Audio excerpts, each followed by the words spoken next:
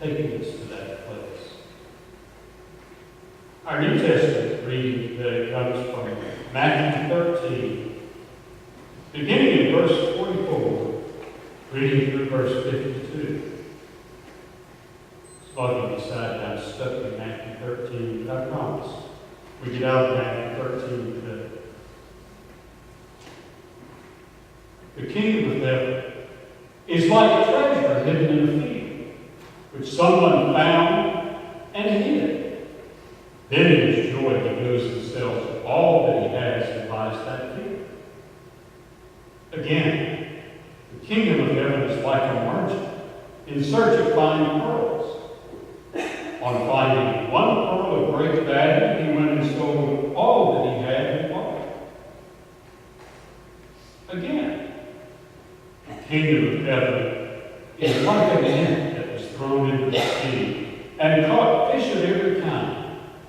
When it was full, they drew it ashore, sat down and put the good into baskets, but threw out the bad. So it will be at the end of the age. The angels will come out and separate the evil from the righteous and throw them into the furnace of fire, where there will be weeping and gnashing of teeth. You understood all this? They answered yes. And he said to them, therefore, every scribe who has been trained for the kingdom of heaven is like the master of a household who brings out of his treasure what is new and what is old. The word of the Lord.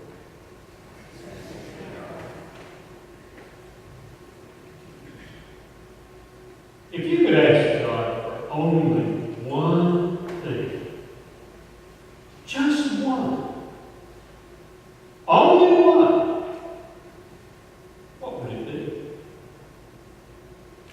Would you ask him for good health? Would you ask him that you could live to 100?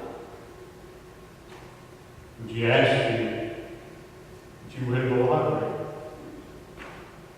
You know, the Powerball when it gets up to 300 million or something.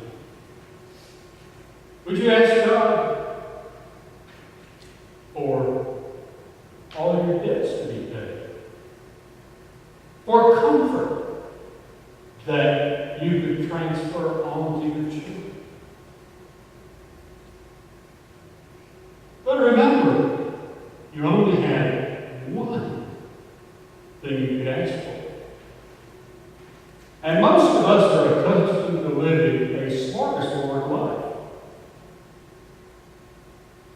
A few Saturday nights ago, Dave Kingston took me out to the restaurant.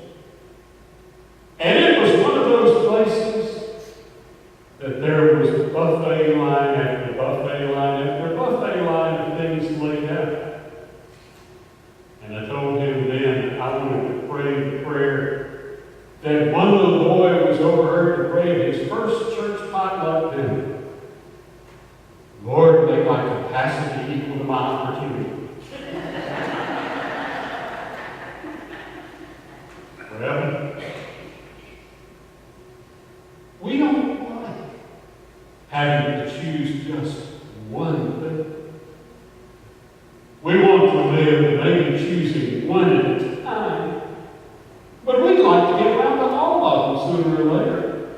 We'd like to be able to try out all the possibilities. We don't want to think in terms of just one. After all, we'd rather think of what do I start with first than just choosing one thing. But all of the scriptures we read this morning are about choosing something for treasure. And all of them are about also leaving behind certain things. Even Diane's reading. You had to leave out certain things and leave behind certain things because you couldn't bring all of your treasures. The Old Testament story of Solomon, at least the part that Janice read this morning, is one of those rich moments in the life of that king of Israel. Solomon is described by one writer as being the patron saint of wisdom, and the wisdom books were attributed to him. But all of us know sometimes Solomon didn't make such wise choices. After all, Solomon was described in Scripture as having 700 wives and 300 concubines. One little boy went home from Sunday school, and his mother asked him what they talked about in Sunday school, and he said, "We talked about Solomon. And he had 700 wives and 300 porcupines." Well, I expect there were some quills out in an arrangement like that. No, nobody ever mentions Solomon as the biblical example of marriage. Those who talk about that a lot never bring up Solomon, because he didn't exactly fit.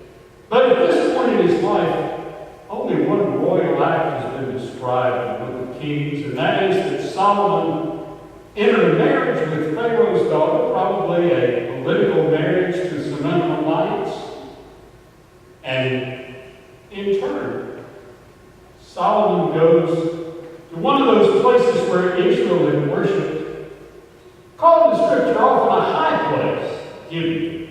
They tended to think God was higher than they were, so they went up to a mountain. And since Solomon offered sacrifices there, God came to him and agreed, and told him to pick one thing he wanted. Solomon could have asked for all of those possibilities that were named: wealth, victory, the defeat of his enemies, a place of prestige. Interestingly, he asked instead for wisdom. Not knowledge, but the ability to judge right as he was faced with decisions and determining what was important in the journey of his experience. There might have been times Solomon got it wrong, but this time he got it right. And he got it right. God said, "Well, I'll not only give you what you've asked, I'll give you far more." And again, we hear that same theme echoed in those parables that Jesus told, recorded in Matthew 13. All of them begin with that word: the kingdom of heaven is like. And then there's a comparison. The kingdom of heaven is like treasure hidden in the field. The strange thing is, said man found it, and then he hid it again, because he wanted to possess it, and he had to buy the field. Treasure hidden in the field, or a pearl of immeasurable worth. So a merchant would sell everything he had just to have one thing. Or again, a net of fish. There was a sorting out of what was worth keeping and what was not. Every fisherman understands that. Sometimes you catch stuff you don't want. Every now and then, I pull up a snapping turtle. And the last thing I want is to keep snapping turtle. I'm going to get rid of him before he gets my little finger. But, again, Jesus describes a teacher seeking for treasure and bringing out what is new and what is old. Again, not just focusing on what can be brought out, but what had greater value. All of them have to do with the seeking of that which has the highest value, the one who is found. Right now, as a church, we're at a point of sifting values of what the future is going to be like. We're in the business of recognizing what's going to have the greatest value as we seek to go forward. Somebody kiddingly told me that I didn't tell the truth when I came for an interview. They said you should have passed out hard hats the first Sunday because you're talking about being under construction. Okay? I'll admit, Because when you start sorting out, when you start working through what you're going to be in the future, sometimes you need a hard hat because there's a little bit of stuff falling, but you don't know what you want to do with it. And I've been thinking throughout this week, what is our treasure to which we want to hold? What is it that we have that we want to accord the greatest value? What is it that's part of us? Well, my list is very incomplete. And you can probably add things to that list in every direction you want to go. But I'm learning some things that are true for all of us. I'm learning some things that are part of our experience of faith journey. Part of my faith journey involved my home church moving when I was a seminary student. I left going off to seminary, and there was a place that I knew as church.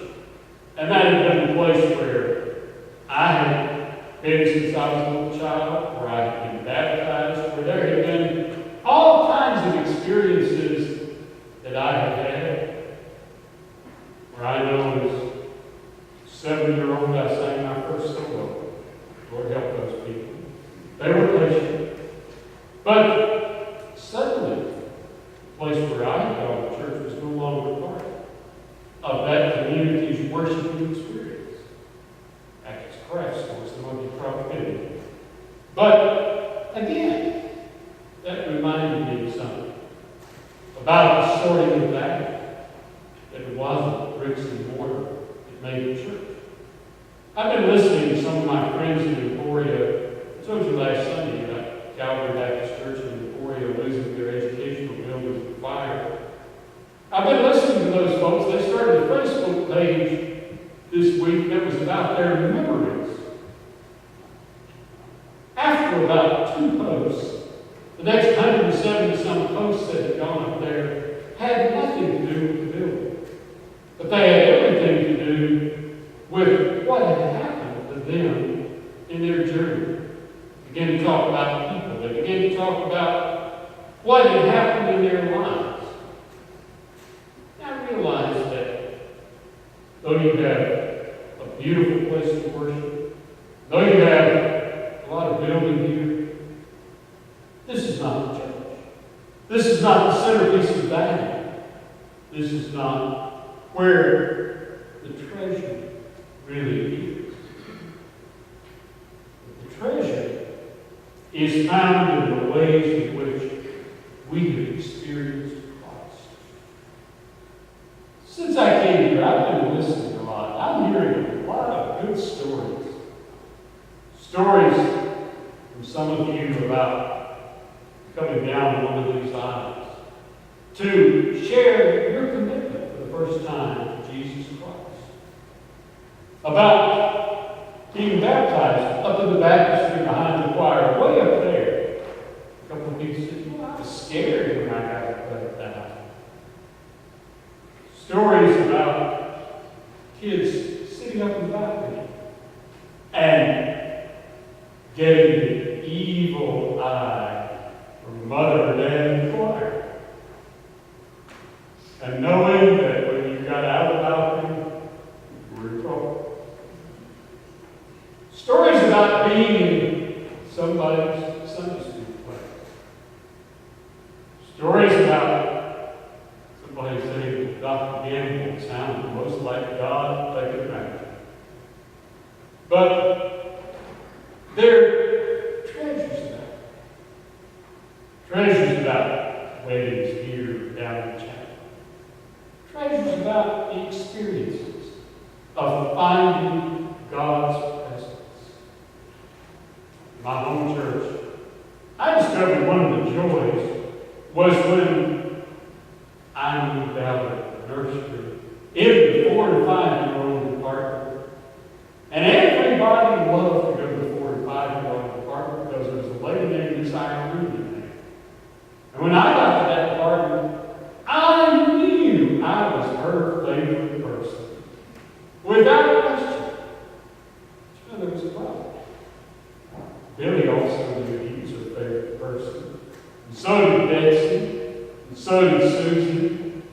So did Johnny. We all knew we were her favorite person. Why? Because we were experiencing unconditional love from that lady. She'd been in that 45-year-old apartment since she was probably 16 or 17. And she stayed there until she couldn't get into that apartment anymore and walk to it. She remembers maybe a lot like mine. We found Christ in people like that. We found Christ through experiences. This church used to send groups every year. Eagle Eye. I always went down there at youth music week. Might as well make my confession. You know why I started going to youth music week when I was a teenager? There were twice as many girls went to youth music week as there were boys. I wasn't crazy. And, by the way, our association's lodge sat right next to the old Calvary Baptist lodge. And sometimes, after the lights out, we boys go out into the back window on the boys' side to talk out the window to the girls leaning out the window of the Calvary lodge. Somebody didn't know about things like that. But after the lights out, we had those experiences. But many of us came away having found Christ in a richer way. I'm listening to some of your memories about the singing Christmas trees that you did, and how somehow you felt like God had come down in those moments. Maybe it was a special Easter event. But in some way, the treasure is wrapped in those moments when Christ became real to us, and we embraced those moments. Our treasure is not only found as we experience those places where we were brought to Christ, it's also found in the ministries in which we have shared. Funny thing I have learned in recent years, if you're doing a ministry, there are people who will show up that will never show up on Sunday morning. I was at Anthem. We fed the homeless every Monday, September through May. And there was a group of ladies who came down there from a club that played volleyball, hike, and rode bikes. I never saw more than two of the hiker-biker spikers in church. But every Sunday, every Monday, they were back there cooking something up to feed the homeless people. And they were a treasure. I've never forgotten the first time I got asked out of my home church to go to work in a mission vacation Bible school. I was teaching children probably 5 years younger than I was. But all of a sudden, it became something etched in me that I was a part of that. I bet some of you had those experiences. When I was a college student, I roomed for a couple of years with one of the basketball players. Of course, basketball teams were always gone on Saturday. If there wasn't a home game, they were all playing somewhere. Well, the head basketball coach came to me one week in PE class, and he said, when basketball season comes, I need somebody to teach my 5th grade boys. Would you consider doing it? You know what? That church suddenly became a place that instead of just being a place I drifted into and sat back somewhere because I'd gotten up late and dragged out on Sunday morning, became a place where I felt at home because I was asked to do something. Treasures are wrapped up in where we have ministered and shared for our Lord. Something happens when we are serving others for Christ. There's a treasure there. Our treasure is found in people who have shared the journey with us. People who have been a part of our lives. I've already learned some of you here have been together, you remember each other almost back to the cradle roll. Yeah, I remember the cradle roll. If you're under 50, you don't know what the cradle roll was, so maybe they'll live with that. But if you're you're over 50, your mother told you what you are. And you have a relationship you share. And sometimes those relationships grow up in strange ways. I had a lady, one church I served, who was blind. She was having to give up her independence. She managed to live in an apartment on her own after her husband died for a while. And most people would have been discouraged by it. I have to tell you, I came to love this part because every time I saw her, she had an encouraging word for me. But it wasn't just for me. Anybody she got up with, she was encouraging, telling me how much she appreciated, how much they could do, what they might amount to. Many of us, church is about the people with whom we share the journey. And our treasure is found, whether it's in the friends we've had from childhood, and the people who've taught us, and the people who told us we could be more than we thought we could be, and the people who embraced us.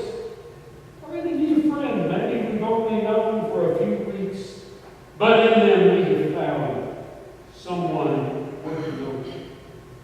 We're blessed by the people God gives us to share our journey. Our treasure is also found in the dreams that fuel our shared life together.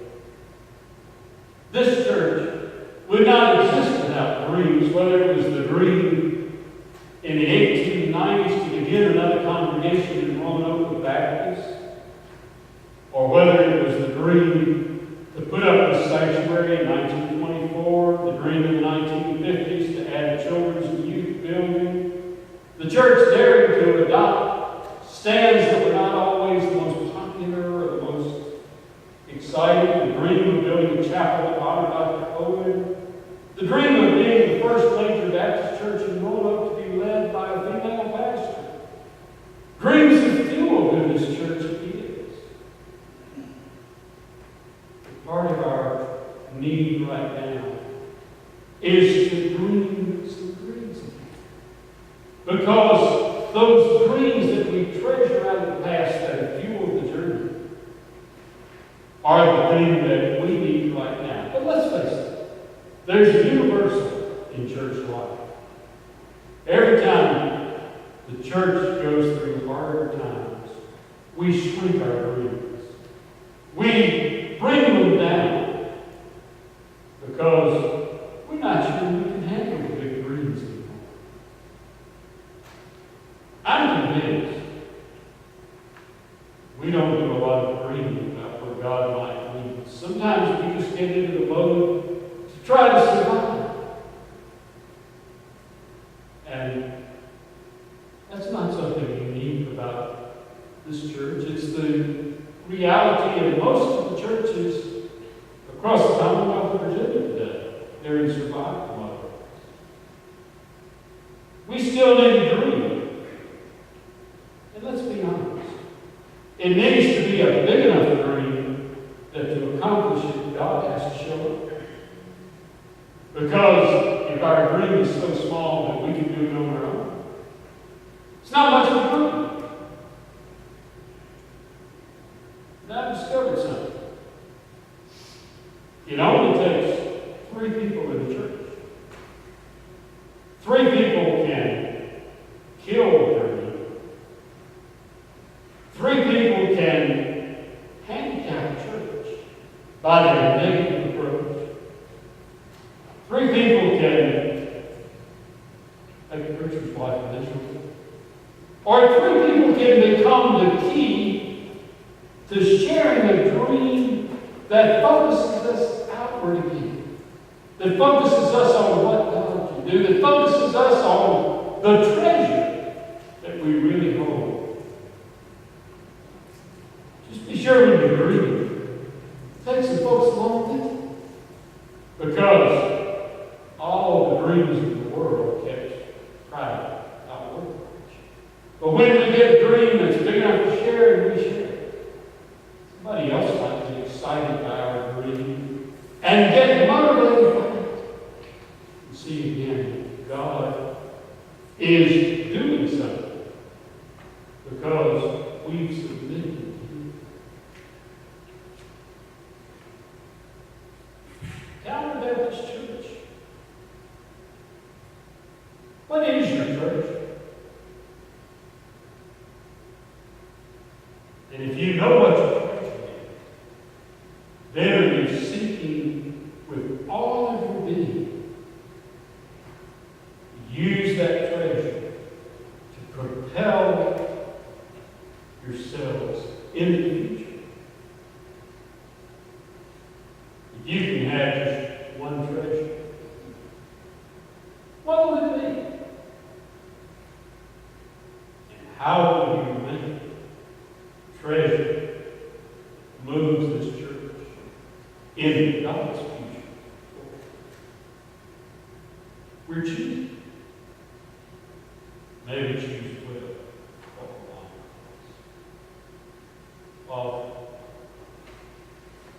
we are people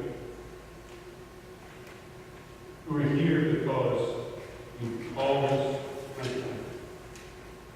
Help us. Open ourselves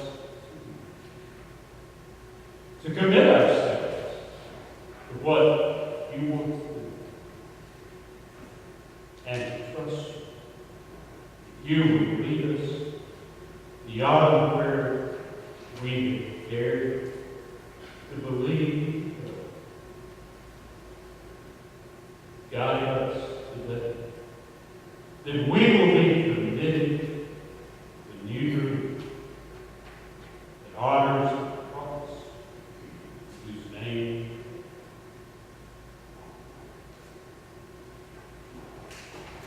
this morning in our time of commitment. What's God asking you?